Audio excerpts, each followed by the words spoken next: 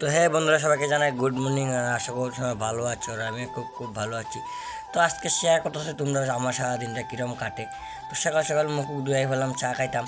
তো চাটা খাই, তো মা করতেছে এখন যাইবার লেগে খেতে। তো আমিও রেডি হয়ে যাইতেছি খেতে। তো খেতে গিয়ে দেখতেছি যে কী কী সবজি গাঁ হয়েছে খেতে। আর সবজিটি অবশ্য আমি লাগাইছি। তো এখান থেকে আমার খরগোশের লেগে লইছি কতলা ডুবি, কারণ খরগোশটি বাইর গেছি সকাল থেকে, তারা কিছু খাওয়ানো দিছি না। তো বাইরকে তারা আমার লেগে অপেক্ষা করতেছে। তো আমি তারা পাতা দিতে মানে তারা কী খুশি হইয়া খাইতেছে।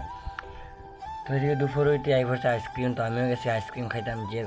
যে গরম দিচ্ছে, এই গরমে আইসক্রিম না খাইতে পারলে শেষ, মানে বাঁচাই অসম্ভব, যে গরম। তারপরে একটা মাকে বাজারে যাইতাম, কারণ কারেন্ট রিচার্জ শেষ। তো আমি গেছি রেডি হয়ে কারেন্ট রিচার্জ করার।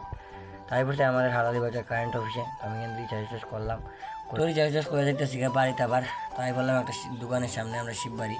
তো কোনো তারা দেখছে এটা হলো আমরা শিববাড়ি স্কুলের সামনে জায়গাটা। তো দোকান থেকে লইছি আমি একটা ম্যাঙ্গো আর ক্যাম্পা, কারণ যে গরম দিছে এই গরমের ভিতরে বাঁচা অসম্ভব।